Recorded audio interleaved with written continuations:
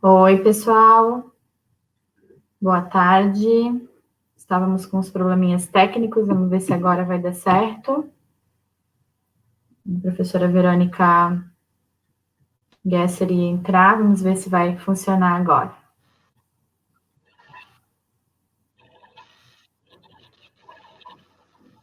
A professora Verônica Gesser ia entrar, vamos ver se vai funcionar agora. Ok, então, boa tarde a todos e a todas que estão conosco aqui. Vamos dar início, então, à nossa conversa sobre docência e saúde mental dos professores. É um tema bastante discutido, com algumas pesquisas que a gente vem acompanhando,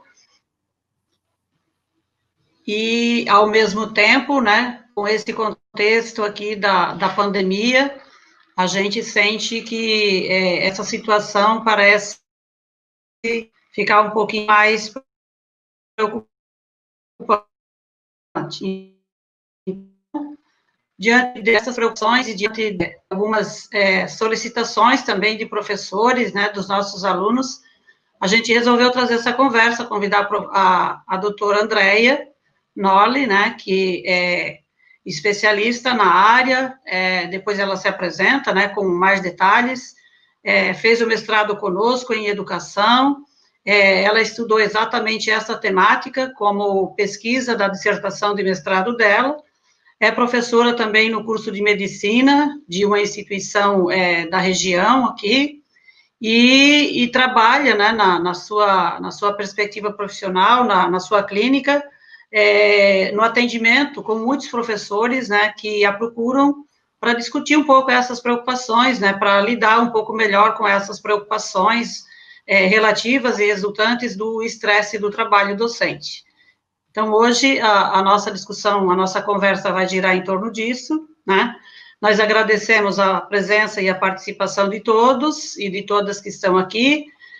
Quero agradecer imensamente a doutora Andréia por ter aceito o nosso convite, né? Para podermos conversar um pouquinho.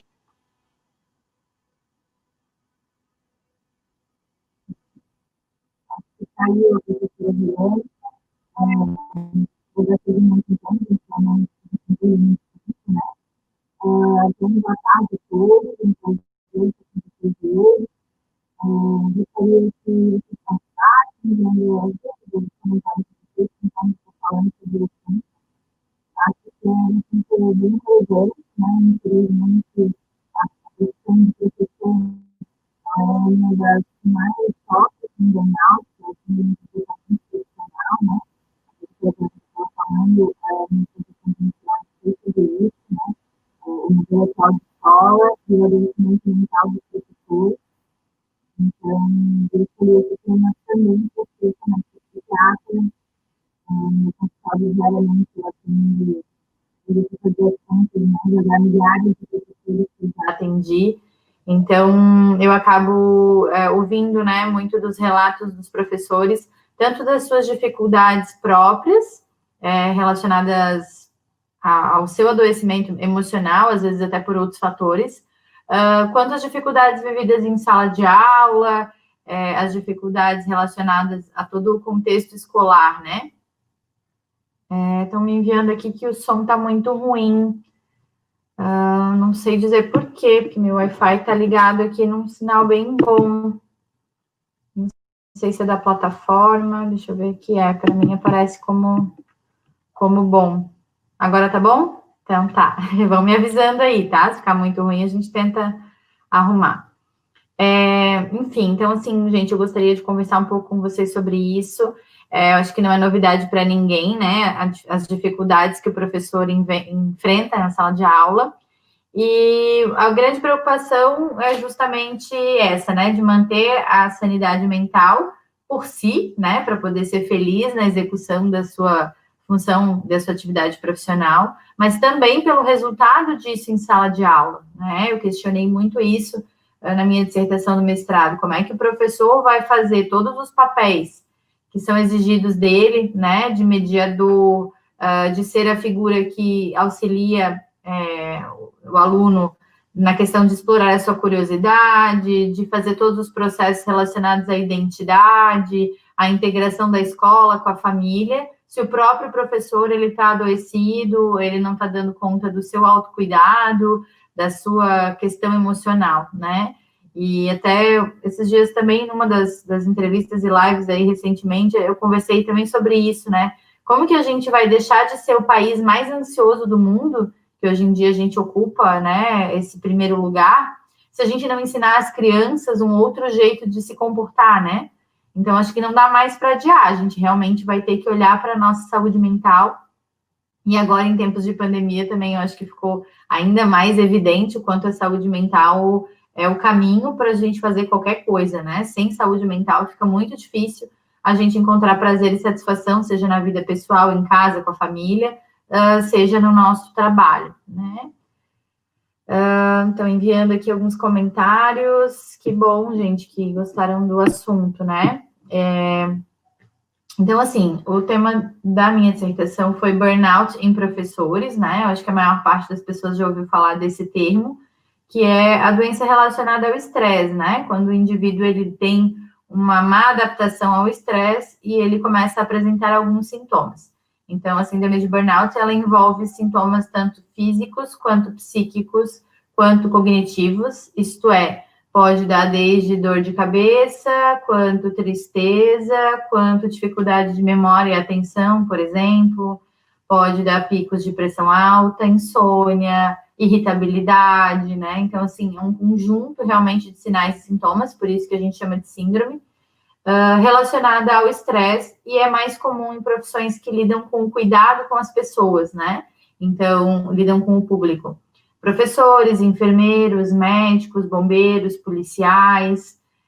Eu brinco sempre que tem muita relação, não deixa de ser uma doença ocupacional, né? Tem muita relação com o tipo do trabalho. Eu brinco assim, que quem carrega caixa no porto, normalmente o que mais aparece para o médico que trabalha lá é os pacientes com dor nas costas, né? E quem trabalha com saúde e educação, normalmente o primeiro sistema a ser afetado é o emocional. Além, claro, das cordas vocais, né? E das tendinites e bursites de ombro aí, que é um clássico dos professores. Então, assim, gente, eu acho que agora, aproveitando aí esse período que está todo mundo mais em casa, eu acho que talvez as pessoas também tenham feito essa viagem para dentro, né?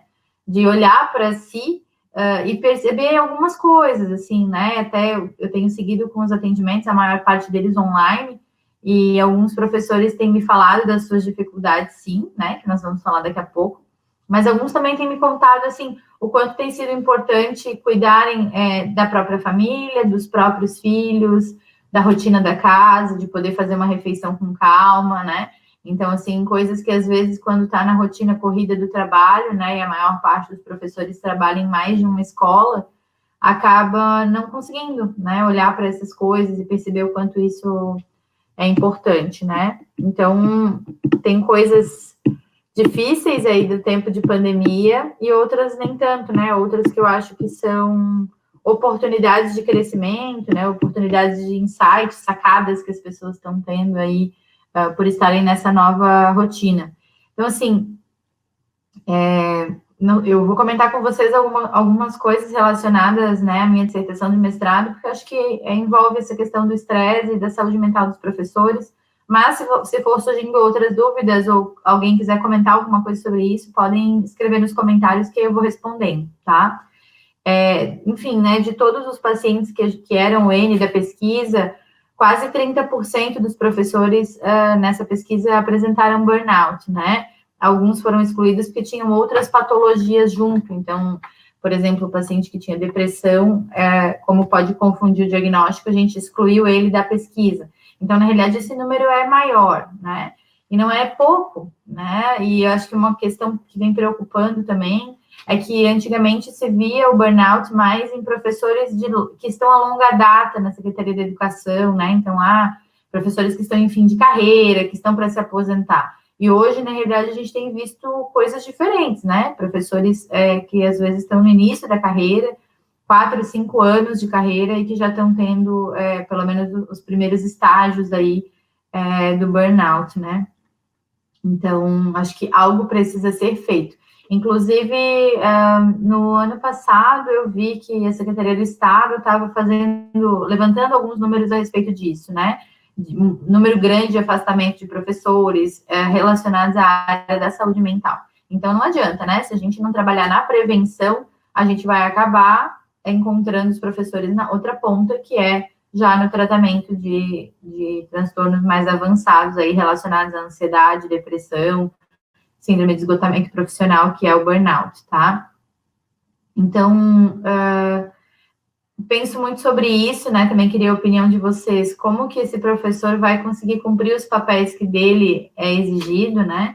De mediador, de incentivador dessas crianças, se a saúde mental dele não estiver boa. Uma coisa que eu lembro que me impactou bastante ao longo do trabalho, né, da dissertação do mestrado, foi que eu peguei análise do discurso, né, do conteúdo realmente das falas dos professores.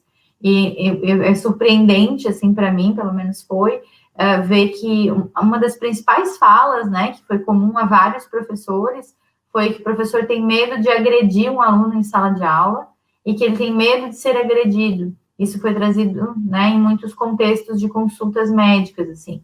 Então, eu acredito que vocês também aí que estão assistindo já tenham tido essa sensação, né, de medo de perder o controle em sala de aula ou até mesmo de ser agredido em sala de aula. E isso é muito ruim, né?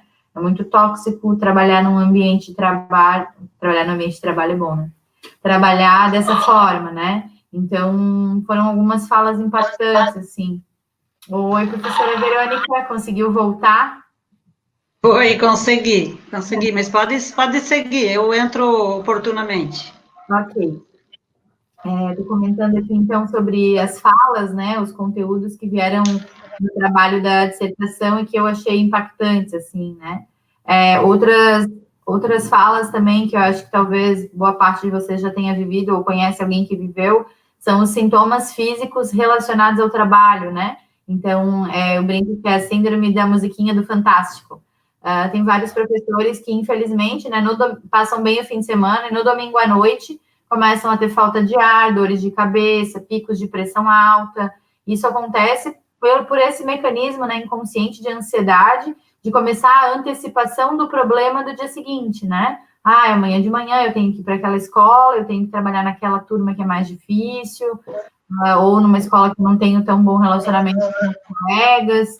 Então, tudo isso impacta na vida do professor, né? Eu brinco que o professor tem que ter muito jogo de cintura, porque ele tem que ensinar de uma maneira que o aluno entenda e queira realizar a atividade, ele tem que agradar, de certa forma, os pais, porque se os pais não gostam das atividades que estão sendo realizadas, eles cobram isso da direção, da escola, de uma maneira como um todo, né?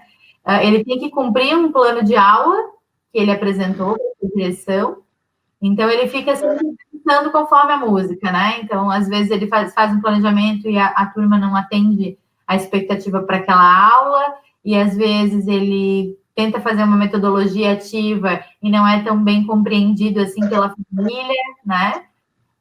Enfim, né, gente, acho que não preciso falar o quanto é difícil, complexo o trabalho do professor, o quanto a saúde mental precisa estar em dia para poder dar conta realmente de todas essas demandas aí que vêm para uma mesma pessoa, que é o professor, né?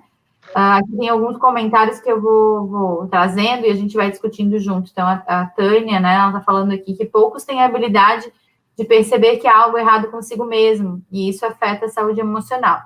Quando deixamos de dar atenção às emoções, nós adoecemos, isso pode ser visto em atitudes que não passam de reflexo, né?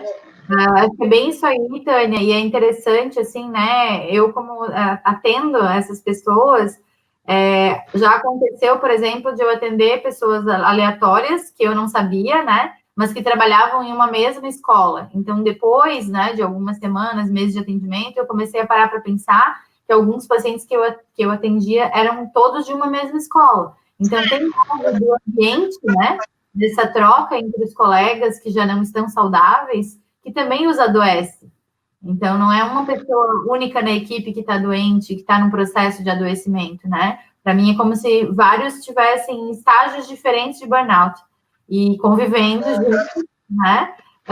Num local que é eminentemente estressante, né? Que é a lida e a rotina com as crianças, que precisam de limites, que precisam de exemplo relacionado à educação, né? Então, não é nem um pouco simples essa temática, né? Tem outros comentários aqui, a Nara, que é psicóloga. Verdade, esse cenário está muito presente na vida do professor, medo, ansiedade, opressão psicológica, adoecimento psíquico, no consultório mesmo. Né? E aí a Ana está comentando aqui, equilíbrio, né? O ponto-chave, por vezes, tão difícil de alcançar. Então, assim, é claro que eu gostaria também de aproveitar esse tempo com vocês hoje e a gente poder discutir como a gente poderia, né, investir melhor aí na nossa saúde mental. Então, também pensando no momento atual, né, que a educação aí tá com tudo incerto, eu acho, né? Não tem ninguém que está com um caminho muito bem delimitado até o fim desse ano. Acho que isso gera muita ansiedade, né? A expectativa do que está por vir, como que vai ser, quanto tempo vai ficar sem aula, e quando voltar à aula, como que vão ser essas aulas. Tenho percebido que essa também tem sido uma preocupação dos pacientes, né? Dos professores. Então, assim, gente, quero comentar alguma coisa? Professora Verônica, desculpa, ficou falhado o áudio. Não, eu só queria aproveitar, bom, não sei se antes as pessoas chegaram a me ouvir, então, uma boa tarde a todos e a todas, agradecer mais uma vez a Andréia aqui, né, por aceitar o convite e fazer essa conversa, né, conosco, com os professores. E aí eu queria aproveitar, Andréia, de lembrar uma das questões que a gente discutia muito durante o teu trabalho, né, com os teus achados e pelo teu próprio trabalho, né, com o atendimento de muitos professores, que um dos pontos bem marcantes da pesquisa, né, e que você encontra quando recebe esses professores, é do sentimento de culpa, ou do medo, ou da vergonha, né, de não inicialmente identificar que estão doentes, ou que não estão bem, e que isso precisa de acompanhamento, precisa de tratamento, e que existe esse tratamento, né? E muitas vezes a pessoa fica, né, ela fica tentando resolver sozinha, ou até mascarar e esconder isso, porque acha que é um ponto de fragilidade, né? Se expor ou se colocar como alguém que é fraco, né? Que não está dando conta. Então, e isso tende, né, a agravar a situação. Eu lembro de vários protocolos, vários depoimentos que você tem lá no teu trabalho, que isso ficou muito marcado, né? E aí, pelo fato de a pessoa ir protelando e, digamos, né, usando um termo bem popular, e levando com a barriga, e normalmente transferindo isso, tentando colocar isso em outras coisas, acaba ficando mais complexo, né? Então, acho que é importante também, se você pudesse tocar um pouco nisso, acho que é bem importante também, né, para as pessoas se sentirem mais à vontade em buscar essa ajuda, né, em buscar esse tratamento. Com certeza, acho que esse ponto é bem interessante, né, bem lembrado, né? Porque o que acontece, né? Eu comentei que as funções mais acometidas, então, são os professores, os médicos, os enfermeiros, os policiais, que são as profissões que lidam com o público, mas também são as profissões que têm muito o ideal, né? O ideal de salvar uma vida, o ideal de, como é que vou dizer, alfabetizar uma criança, transformar uma criança em um advogado, em um médico, em uma boa pessoa, né? Já é grande coisa, não precisa nem fazer nenhuma outra faculdade, transformar um jovem em que ele passa da idade infantil para a idade da adolescência e vira um adulto honesto e trabalhador, é uma grande coisa, né? Então, assim, essa coisa do ideal é muito do perfil do professor, e isso também acaba por adoecer ele mais facilmente, né? Então, assim, o quanto é posto à prova todos os dias, e quem trabalha com educação pública sabe isso, da mesma maneira que quem trabalha com a saúde pública, né? A gente tem o ideal e o real, né? Na saúde, eu brinco que a gente tem a medicina baseada em evidências e a medicina baseada no que tem, porque nem sempre o que a gente tem na evidência científica é o que a gente tem disponível no posto de saúde. Da mesma maneira, o educador, né? Nem sempre o que ele leu no livro, ouviu num curso, ele vai conseguir aplicar na escola dele. Então, essas frustrações diárias, elas vão como se fosse comendo realmente a resiliência do professor, né? A capacidade dele tolerar a frustração. E aí, quando ele começa a perceber isso, vai caindo a produtividade dele, né? As aulas já não são tão prazerosas, portanto, não são tão criativas, os alunos também acabam percebendo isso e talvez não estejam dando um retorno tão legal, e ele começa a ver que está tudo piorando e começa a puxar a culpa para ele, né? Putz, a aula não está boa porque eu não me dediquei o suficiente, eu não sou bom, não sou tão bom assim no que eu faço, talvez eu precise estudar mais, eu não sei nada disso aqui, eu não sou capaz. Estão vindo pensamentos mais negativos e autodepreciativos, né? Eu não dou conta, eu não sou capaz, eu não vou conseguir.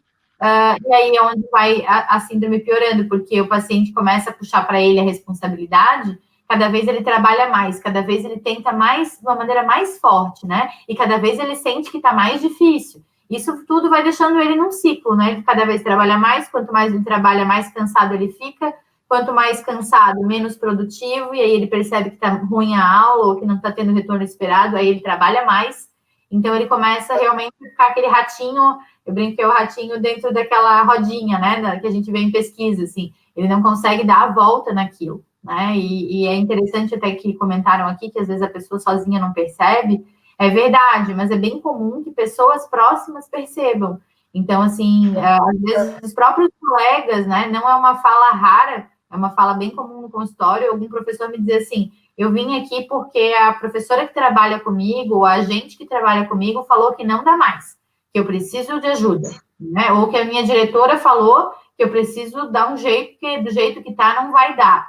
Então, às vezes, pessoas próximas conseguem perceber que essa reação de irritabilidade, de impaciência, de queda na produtividade, não são algo da sua personalidade, né? Já são, sim, um sinal de adoecimento. Então, é importante que a gente também aceite, né, esses comentários e possa se abrir, então, para pedir ajuda, se for o caso, porque quanto mais tarde, mais difícil. Para tudo, né? Eu brinco que todos os hábitos aí que a gente não começa cedo, ao longo da vida vai sendo mais difícil. A gente precisa, por exemplo, fazer uma dieta, né? Porque a gente se alimenta mal. Se a gente faz isso com 12, 13 anos, é uma facilidade para seguir aquela dieta, né? Se a gente pega um senhor de 80 anos e diz para ele que ele não vai mais comer aquelas coisas que ele come há 80 anos, é claro que ele vai ter uma dificuldade maior para se modificar, né? Moldar o comportamento. Não é impossível, mas é mais difícil. Então, quanto antes a gente buscar investir na nossa saúde mental, melhor. Teve aqui um comentário, deixa eu achar.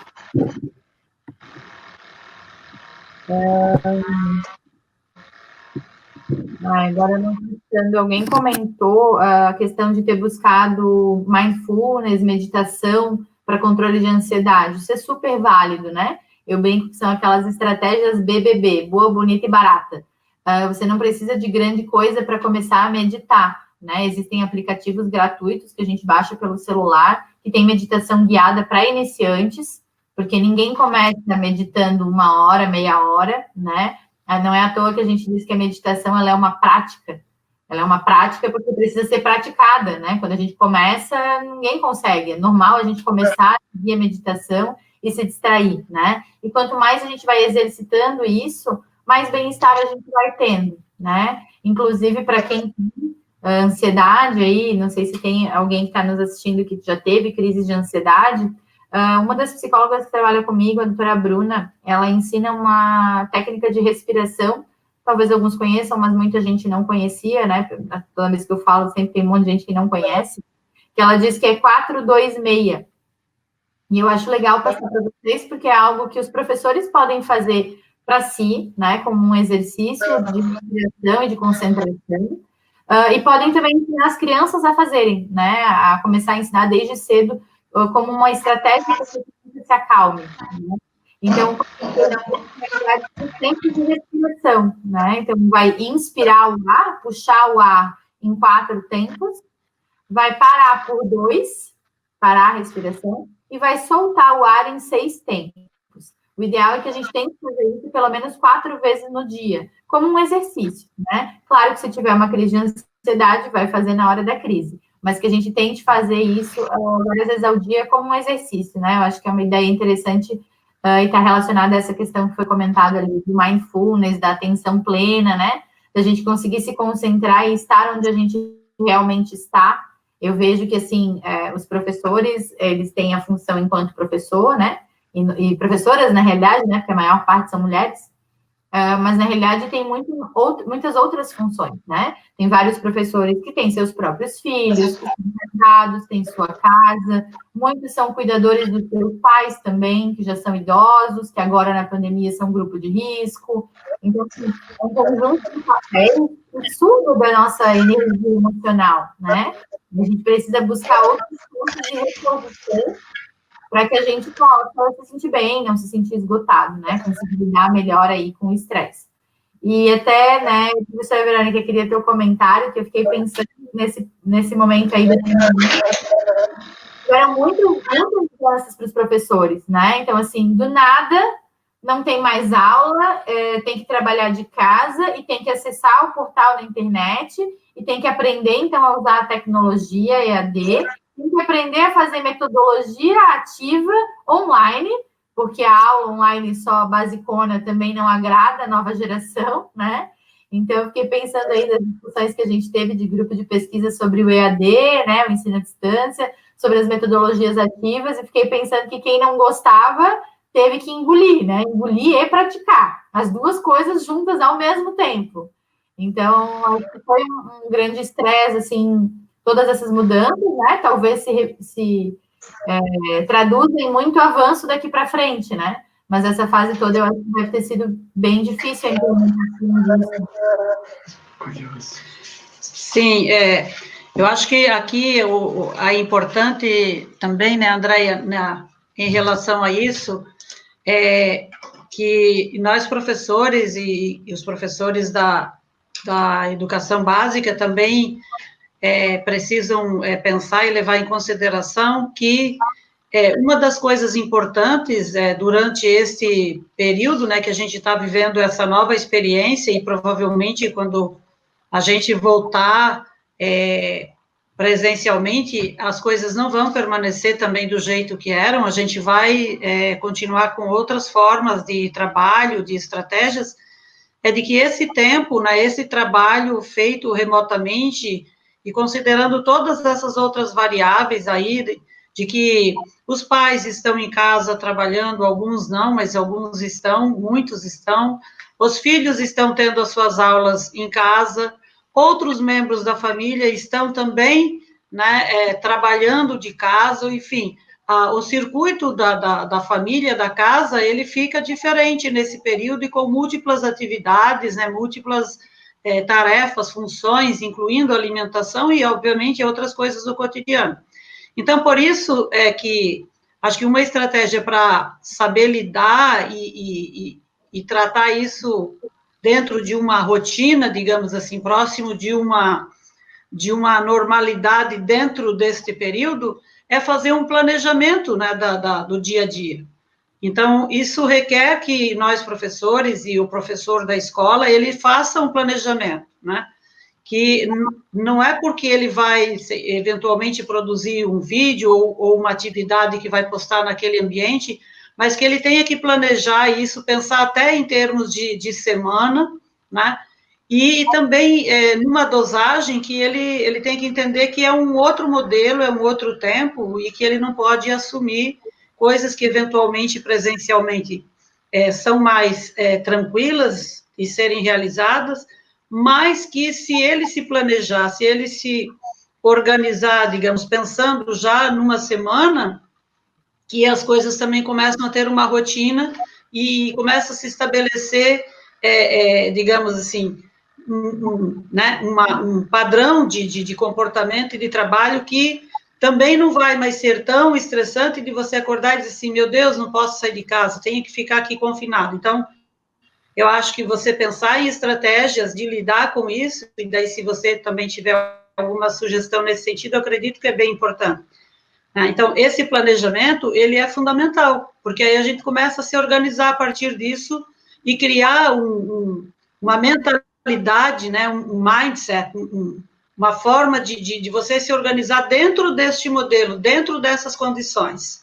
Porque eu também acredito que senão a pessoa entra numa neurose, praticamente, de dizer assim, ai, não posso sair, ai, o que eu vou fazer amanhã de novo, ficar em casa, ai, isso.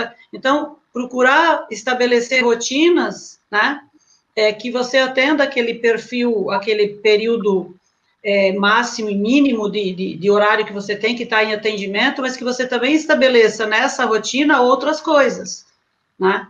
E, inclusive, isso tem que ser também pensado no âmbito da família que está, porque senão realmente o estresse, né, vai ficar muito mais elevado. Então, acho que a gente também precisa construir essa lógica, né, e acredito que você talvez possa dar algumas sugestões nesse sentido para auxiliar também os professores. Com certeza. Então, acho que assim, né, daí seria uma orientação geral, não só para os professores, mas eu acho que a gente pode trazer, então, para o contexto do que está acontecendo na rotina dos professores agora, né? Então, assim, de dicas, o que eu acho que é importante, a primeira coisa, né, manter o seu autocuidado.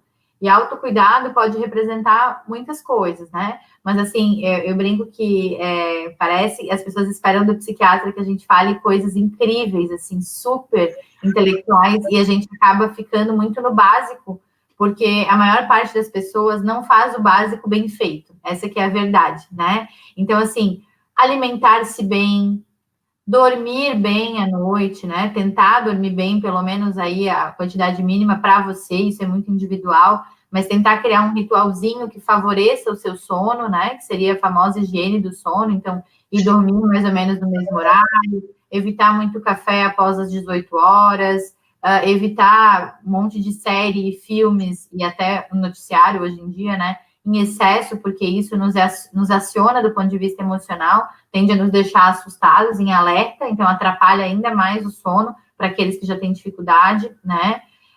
Fazer atividade física, né? Meditação, que já foi falado, e ter algum momento de lazer. E aí eu tenho certeza que algumas pessoas estão pensando, mas como? Como é que eu vou fazer atividade física e lazer se tem que ficar de isolamento, tem que usar máscara, tem que ficar em casa? E aí entra aquela que quando a gente quer, a gente dá um jeitinho, né? Então, assim, tentar realmente buscar algumas medidas criativas. Hoje em dia, com a internet, é muito fácil, né? A gente tem, então, aulas disponíveis na internet do ponto de vista de ginástica, coisas do tipo.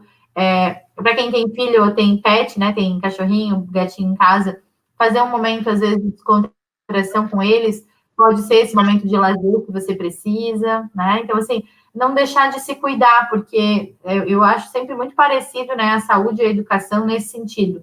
Para eu poder cuidar dos meus pacientes, eu tenho que estar bem, senão não tem espaço interno para acolher o paciente. E da mesma maneira é para o professor, né? Como é que o professor vai estar no limite dele e ele vai acolher uma criança que está com uma dificuldade de aprendizagem, que tem uma família que não consegue se organizar, que tem uma dinâmica familiar alterada ali, às vezes com outros problemas sociais mais graves, né? Então, assim, a gente precisa cuidar da gente para poder cuidar dos outros. E muitas pessoas acham que isso é egoísmo, né? Eu vejo, assim, algumas professoras que também são mães, né? Mas daí eu vou gastar um tempo, né? 1 hora do meu dia fazendo ginástica, sendo que eu não vou estar com meu filho, e eu fico tão pouco com ele. Mas eu sempre tento trazer a reflexão a respeito do tempo de qualidade, né? Às vezes você vai ficar 1 hora a menos com seu filho, mas aquela 1 hora que você vai ficar com ele, você vai realmente ficar com ele, porque você está tranquila, relaxada, você já cuidou de você está comprometida em alcançar as tuas metas, né? Relacionadas ao teu corpo, à tua saúde. A gente fala de exercício não só para a parte estética, né? Mas muito para a parte de manutenção da saúde mesmo, né? Então, que a gente possa cuidar da gente, né? E até eu acho que não pode ser à toa, né? Eu tenho brincado que, independente da crença aí de cada um, não pode ser que a humanidade está passando por tudo isso e seja à toa. Eu acredito que deve ter aí algumas lições para a gente tirar disso, né? E que a gente vai poder implementar depois que tudo isso acabar. Porque uma outra coisa, eu brinco que tem que ser o mantra atual, é temporário, é temporário, é temporário. A gente tem que repetir isso na nossa cabeça até fazer sentido, até a gente realmente acreditar, né? Não tem crise que para sempre dure. Então, isso tudo vai passar. Mas quando passar, como que nós vamos estar, né? Pensando aí no contexto da educação, uma hora as aulas vão ter que voltar, né? Se vai ser agora, se vai ser em julho, em agosto ou em dezembro, a gente não sabe. Mas uma hora vai voltar. E quando voltar? Como é que a gente vai resgatar? A gente vai fazer equiparação das turmas? Como é que a gente vai acolher as crianças que ficaram na convivência com a sua família, que é disfuncional, que teve um monte de situações, às vezes, de agressão, de violência, coisas mais graves, e infelizmente, né, mais graves até de necessidades de fome mesmo, porque essa criança passou nesse período sem o apoio escolar, né? Então, assim, vai chegar esse momento do reencontro, e aí a gente ou pode estar mais preparado para ajudar mais as crianças, adolescentes, enfim, né, independente da idade dos alunos, mas que a gente possa estar disponível para os nossos alunos e poder voltar a ter prazer no exercício da profissão, ou a gente vai estar mais esgotado, e aí a gente ainda vai ter que lidar com todas as dificuldades dessa volta, né? Então, acho que tem aí também uma questão de escolha nossa, de como a gente vai olhar para o problema. O problema existe, é um fato, o coronavírus está aí, né? Mas como que eu quero lidar e passar por essa fase? Eu acho que essa que tem que ser a reflexão, né? E sempre se perceber, conversar com família e amigos, se perceber que não está dando conta sozinho, buscar ajuda, né? Não ficar nessa questão do preconceito, as pessoas ainda têm muito preconceito. Na educação, assim, tem muito medo do que a equipe vai pensar. Ai, o que a minha professora, a minha gente vai achar se eu for no psiquiatra ou no psicólogo? Ai, o que vão dizer de mim se eu precisar ficar afastado uns dias? Vão dizer que eu sou malandro, vão dizer que eu sou folgado. E, na realidade, essa questão do que vão dizer, ela é muito projetiva, né? Tem muito a ver com o que a pessoa está dizendo dela mesma. Então, às vezes, você pensa que é um absurdo, que é malandragem ficar afastado. Mas, poxa, será que se um médico, né, um profissional, te afastou porque ele achou importante, será que é só você que é folgado? Ou será que tem outras coisas acontecendo que você está manifestando e não está se dando conta? Né? Então, acho que essa reflexão ela tem que vir, e esse período da pandemia, eu acho que só traz à tona coisas que já estavam aí, né?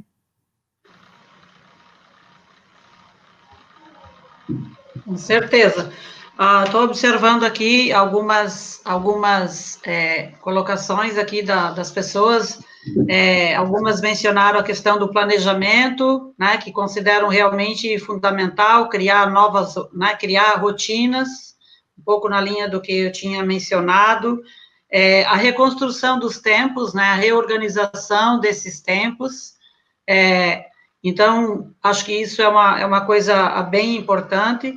E eu acho que uma outra coisa importante aqui, que provavelmente a Andrea pode também comentar, até pelos atendimentos que ela vem fazendo, por exemplo, muitas vezes a gente acaba, né, fazendo, nessa situação em particular, eu não posso sair de casa, parece que quando a gente não pode sair, aí que dá vontade de sair, né?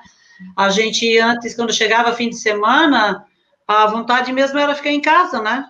Nem sair muito, porque a gente estava cansada, a gente estava muitas vezes esgotada, queria ficar na casa da gente, porque a gente acaba ficando pouco em casa. Você fica trabalhando, fica acompanhando os filhos, fica resolvendo muitas coisas, e o teu tempo de ficar em casa, né, de habitar esse teu espaço, que é o teu refúgio, que é o teu cheiro, que é o teu conforto, você acabava ficando pouco. E então acabava que a gente, quando podia, esperava aquele feriado para ficar em casa. Ou nem visitava tanto colegas de trabalho, amigos, falava mais por telefone ou por WhatsApp, por exemplo, né, que hoje é a forma de comunicação que você praticamente não fala, você não ouve a voz, você fica se comunicando por texto. Então, me parece que agora a gente tem que pensar em estratégias distintas, né? Então, é tempo também de colocar na nossa rotina, né? Questões como, eu vou ligar para minha amiga, a professora lá da minha escola, vou conversar com ela, mas não para reclamar. Às vezes a gente liga, meu Deus, quanto trabalho, quanto isso.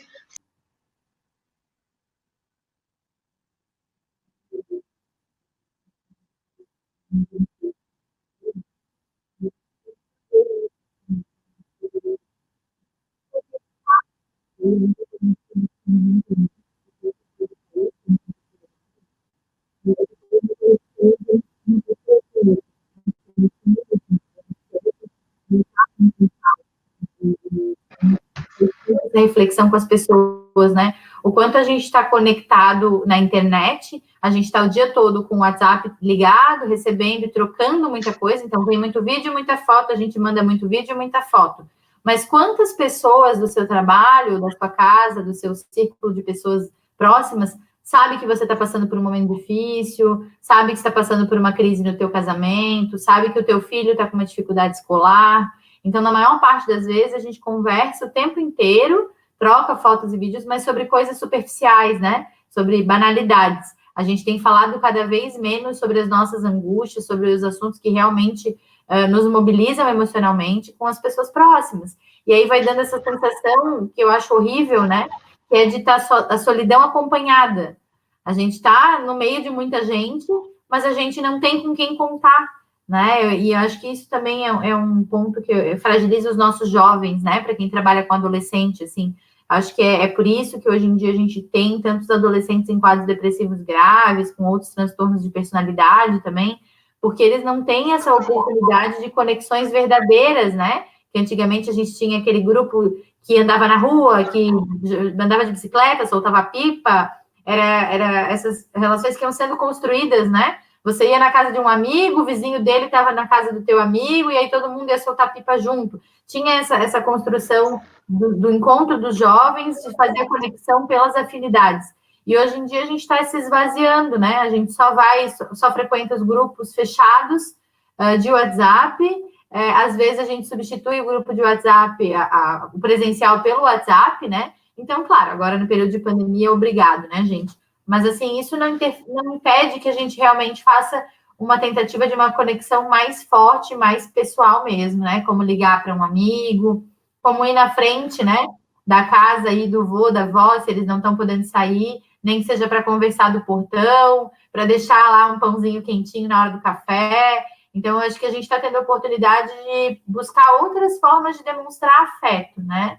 E tudo isso é importante. Todos nós precisamos, né? E tem aquela história que sempre fica um pouquinho de perfume na mão de quem oferece rosas, né? Então, faz bem para a pessoa que recebe esse carinho, mas também faz bem para a gente poder estar ali, se sentir presente, se sentir importante na vida daquela pessoa, né?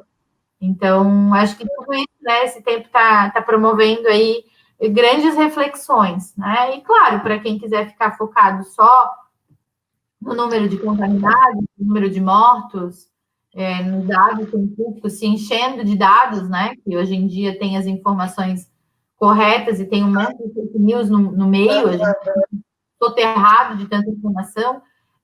Quem quiser se ocupar com esse tipo de notícia o dia inteiro, o volume vai ter. A internet está ali, tem os jornais que ficam passando 24 horas. Mas, assim, será que isso faz bem para você? Será que é essa rotina que você precisa agora, né? Então, a gente precisa estar se perguntando isso e aprendendo, né? Também a gente não tem obrigação de acertar, afinal de contas, nenhum dos brasileiros passou por uma pandemia antes, né? Não nesses moldes. Então, é isso, a gente está descobrindo, né? Agora que eu acho que já faz mais de 60 dias, eu acho que está na hora da gente botar na nossa balança, né? O que funcionou, o que não funcionou, como que eu me sinto quando tem algo muito grande acontecendo, eu consigo ser produtivo ou não. Você falou de descansar, né, Verônica? E eu acho que isso é interessante, assim, parece que, não sei em que momento da graduação, né, da formação dos médicos, dos professores, do enfermeiro, parece que isso é incluído, né, embutido na nossa mente, que descansar é errado, é feio, é coisa de gente fraca ou improdutiva, quando na realidade a gente usa a nossa mente o tempo inteiro, da mesma maneira que a gente não vai fazer exercício físico pesado todos os dias, tem um dia que a gente tem que intercalar, né, a musculação com o aeróbico e tal. A mesma coisa a nossa mente, a gente não pode usar ela na potência máxima o tempo todo. Quando a gente usa o liquidificador na potência máxima o tempo todo, ele vai queimar, né? A mesma coisa é com a nossa mente. Então, a gente tem que aprender a descansar. E até tem um jeito de falar do brasileiro que eu acho engraçado, que as pessoas falam assim, aproveita pra, né? Então, por exemplo, assim, Verônica, aproveita que tu tá de pé aí, pega um copo de água para mim.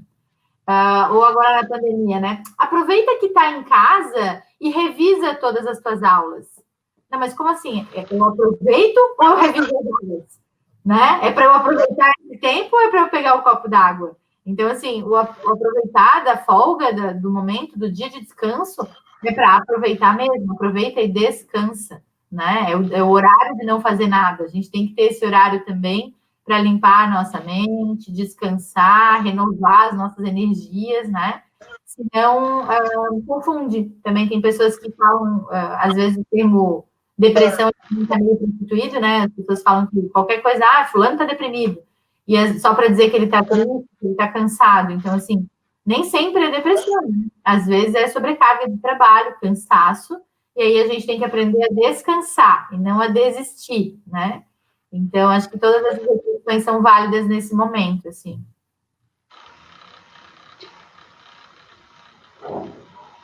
Dando uma olhadinha aqui nos comentários, não sei se você quer resgatar algum aí, professora Verônica. Eu acredito que um outro aspecto, eu estava vendo aqui os comentários, né, eles estão meio nessa linha, sustentando, dizendo, eu gosto, eu ouço música, eu faço isso, e eu acho que, assim, nessa linha a gente também precisa considerar, por exemplo, né, que, pensando agora no professor, na ação da escola, na ação do trabalho do professor, o que eu vou me referir tem a ver com o que eu faço, coisas que eu venho fazendo agora, que quando eu estava presencialmente, isso não era uma coisa tão presente, né, porque tinha outros meios, e que provavelmente os professores das escolas também é algo que talvez fosse o caso de pensar como alguma forma de encaminhamento. Por exemplo, hoje eu recebo o contato dos nossos alunos, por exemplo, da escola de educação, de todos os cursos, de repente eu recebo várias mensagens e solicitações pelo meu contato pessoal. E como é que eu vou atender a tudo isso? Como é que eu vou responder, né? Eu vou encaminhar? Eu respondo, né? Eu encaminho, porque eu estou enxergando que isso aqui é uma forma que o meu aluno, os nossos alunos hoje, eles precisam, porque como a gente está vivendo essa situação, né? São momentos que os alunos precisam de mais orientação, eles precisam conferir, o que eu estou fazendo, eu tive dificuldade de fazer desse jeito, porque eu não consegui acesso, mas eu estou pensando em fazer assim, tem como eu fazer, eu vou lá, faço contato com o professor, com o coordenador, muitas vezes eu mesma ali já resolvo, então eu vejo que esse tipo de relacionamento, né, esse tipo de atenção, ele se faz necessário, é uma forma diferente, né, que a gente precisa considerar. Então, acredito que isso, digamos, acalma, acalenta também, né? Então, querendo ou não, isso vai trazer, digamos assim, um extra para o meu cotidiano. Mas eu também não estou fazendo outras coisas que presencialmente eu fazia. Então, esse é o canal que agora eu absorvo determinadas coisas. Então, é nesse sentido também que a minha rotina precisa ser organizada. E em se tratando, por exemplo, dos professores da escola, que têm as famílias, né, porque são crianças, são adolescentes, são menores, então essa comunicação, ela também se faz necessária na minha leitura com as famílias, e aí, eventualmente, alguns professores aqui podem dizer, só me falta agora eu ter que fazer contato com as famílias, ficar passando o zap ou recebendo o zap.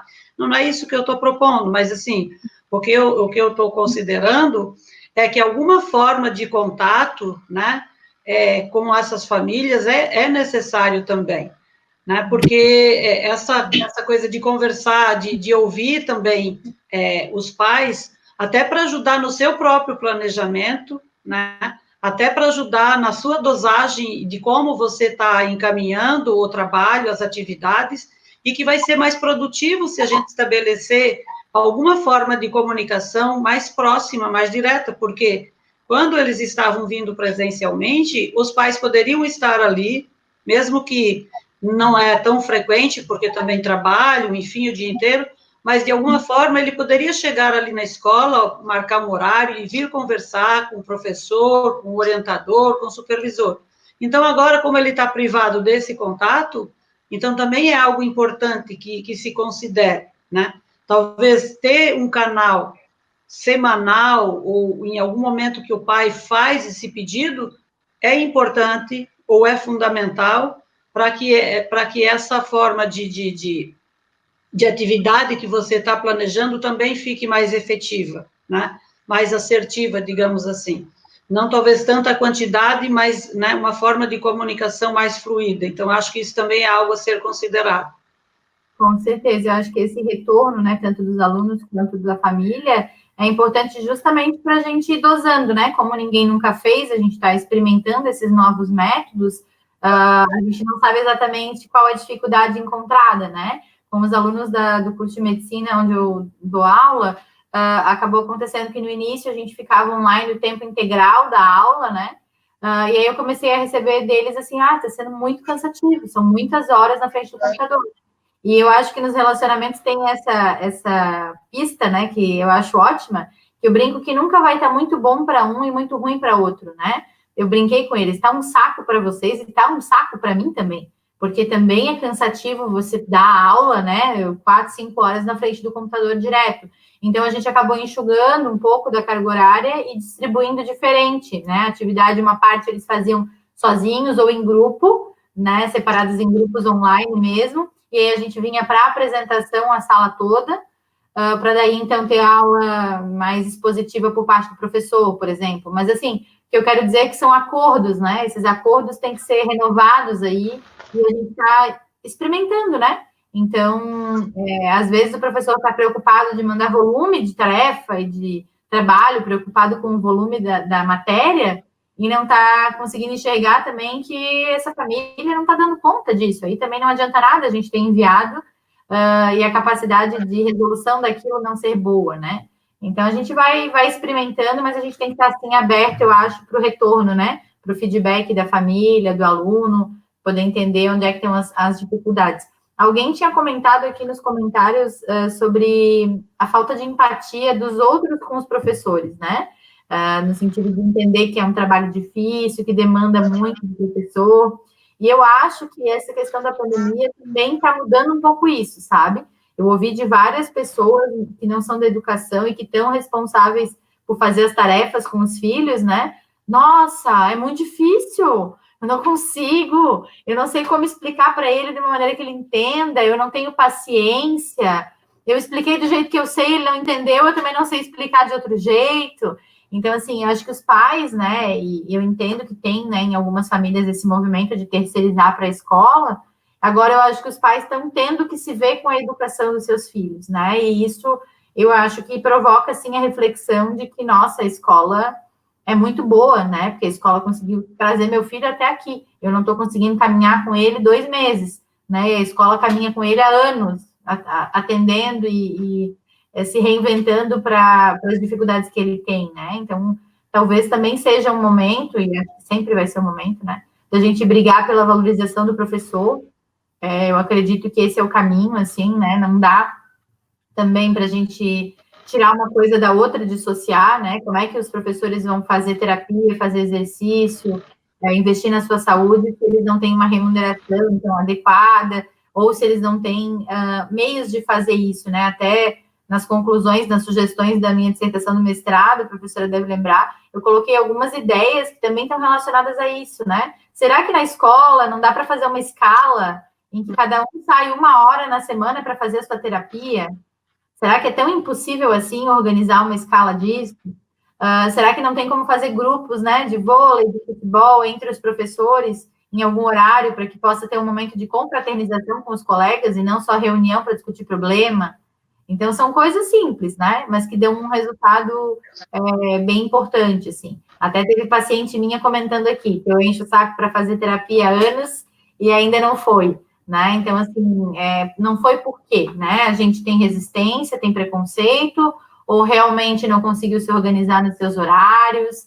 Então, acho que a gente precisa colocar como prioridade a saúde mental, né? Sem ela, Eu tenho ainda brincado que a gente tem que sobreviver ao coronavírus, mas a gente tem que sobreviver do ponto de vista de saúde mental também. Não adianta não morrer de coronavírus e morrer infartado, morrer de pressão alta, de outras complicações relacionadas ao estresse, né? Então, acho que isso faz muito sentido, assim.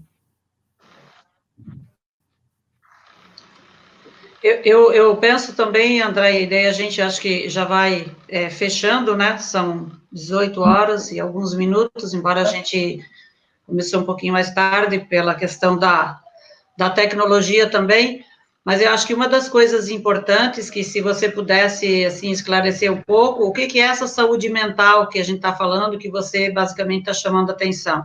Porque muitas vezes, né, as pessoas também não têm uma clareza quando fala em saúde mental, por exemplo, no título, docência e saúde mental, mas assim, a docência enlouquece, será que estão achando que os professores são loucos, né? Ou quando fala em saúde mental, você está chamando a pessoa de louco, de desequilibrado?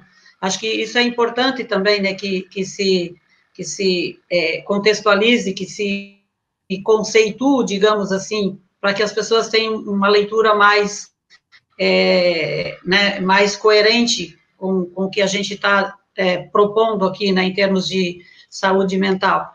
E aí, o outro aspecto, daí, para a gente ir finalizando, tendo em vista que, eventualmente, como você mencionou, daqui a pouco, não sei, daqui 3 semanas, daqui 1 mês ou 2 meses, a gente não sabe direito, porque isso vai depender dessa evolução, a gente tem o retorno, né, tem o pós-pandemia, e aí com vários impactos, né, que a gente já está sofrendo, na verdade.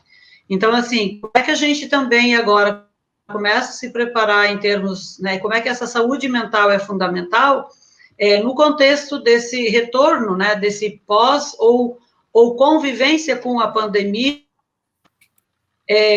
voltando a estar presencialmente, que vai exigir muitos cuidados nas relações, nos atendimentos, porque a gente ainda vai conviver com um período de pandemia, mas eventualmente estaremos voltando presencialmente. E também os outros impactos que virão. Então, acho que a gente também precisa pensar nessa saúde mental, né, e nesse preparo para a gente ter essa condição e muito mais essa consciência, né, como é que eu vou me preparando, porque, de repente, quando a gente volta, vão esperar, a gente mesmo vai achar que a gente vai ter que resolver tudo num dia, e então a gente tem que dosar, tem que pensar nesse retorno, né, nesse pós. Uhum. Então vou comentar esses 2 pontos aí para a gente poder finalizar, né? Acho que essa questão do que é saúde mental é bem importante, né? As pessoas ainda têm muito preconceito relacionado a isso, então eu acho engraçado, porque eu brinco que as pessoas levam a boca no dentista, elas levam na ginecologista, e para levar a cabeça no psiquiatra, no psicólogo, ai meu Deus, é o fim do mundo, né? E que a gente nem encosta no paciente. Então, assim, psiquiatra não é médico de doido, né, gente? A psiquiatria é uma área dentro da medicina para tratar, então, os transtornos emocionais e mentais.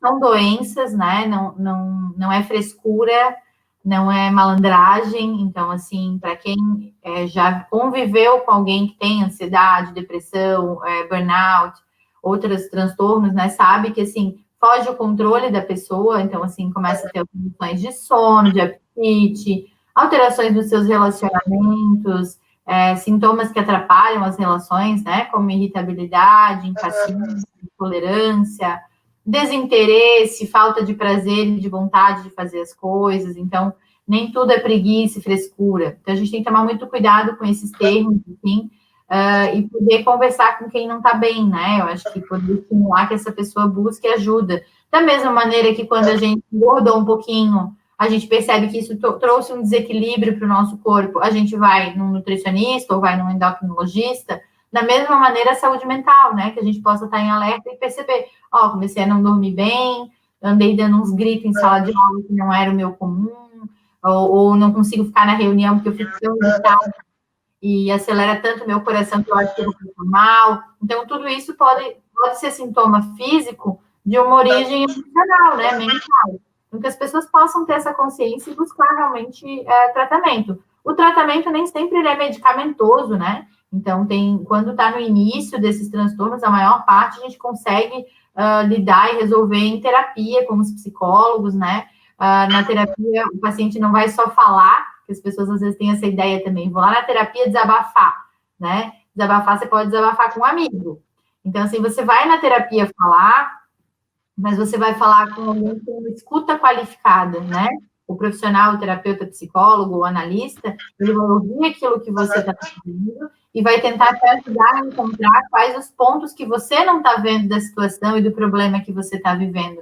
Porque por melhor que a gente seja, né, independente da área, eu sou um ótimo professor, um ótimo médico, um ótimo advogado, por mais intelectual que você seja, a gente tem pontos cegos para nós mesmos. Tem coisas na gente que a gente não quer ver, porque é difícil, depois que a gente vê, eu brinco que não tem como desver, né? Eu enxerguei que eu sou intolerante, que eu sou impaciente, que eu sou preconceituosa em alguns momentos, eu vou ter que me melhorar, né? E isso dá trabalho. Então, não é fácil, mas eu acho que é bem gratificante o fim da história, né? Depois de algum tempo de terapia, o quanto a gente evolui, o quanto a gente se percebe mais capacitado, mais tranquilo para a gente no nosso papel na profissão, né? E na nossa vida pessoal também, porque isso é uma outra questão. Ser professor é uma parte da sua vida. A sua vida não é a docência, né? Como a minha vida não é a medicina. A medicina é uma parte muito importante da minha vida, mas na minha vida tem a medicina, tem a minha família, tem os meus amigos, tem o meu lazer, o meu hobby, os meus cuidados com a minha saúde, com a minha aparência, tem tantas outras coisas, né? Então, alguns profissionais estreitam muito o repertório. É só a docência, só existe sala de aula, e aí, claro, quando qualquer coisa dá errado em sala de aula, nossa, a sensação é que o mundo vai acabar, que vai dar tudo errado, né? Então, que a gente possa enxergar com parcimônia essas coisas, né? Quando voltar, é bem como a professora Verônica falou, né? Saber que a pandemia não se instalou de um dia para o outro, não acabou de ontem para hoje, e também a volta, a reorganização do serviço não vai ser de um dia para o outro, né? Isso vai ser um trabalho aí que precisa ser pensado, planejado, discutido, mas que é possível, né? Eu acredito muito no poder aí das pessoas, da parte tanto intelectual quanto do trabalho em equipe, né? Então, quando a gente também está bem com a gente consegue funcionar melhor na equipe. Quando tem muitas pessoas da equipe que estão em desequilíbrio emocional, né? As conversas não rendem, elas acabam terminando em ataques pessoais e não em ideias, em propostas, né? Então, que a gente possa voltar daí cheio de vibes, cheio de boas ideias e boas intenções para as coisas fluírem, né? Com certeza. Então, muito bacana, Andréia. Estou vendo aqui comentários, várias pessoas aqui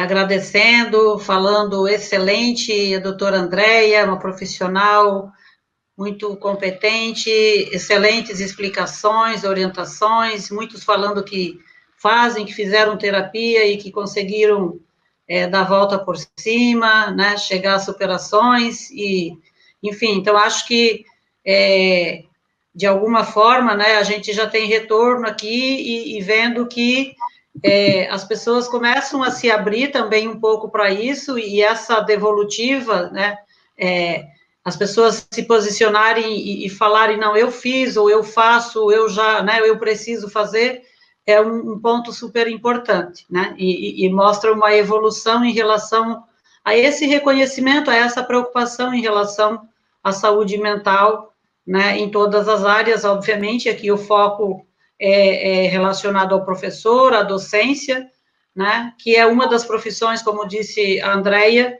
bastante afetada, bastante acometida por essa doença, justamente pelo apelo da profissão, né? Assim como os profissionais da saúde, as pessoas que estão na linha de frente, que lidam com, né, as relações humanas, enfim, comportamentos, desabafos, há um desgaste, né, emocional, um estresse muito maior.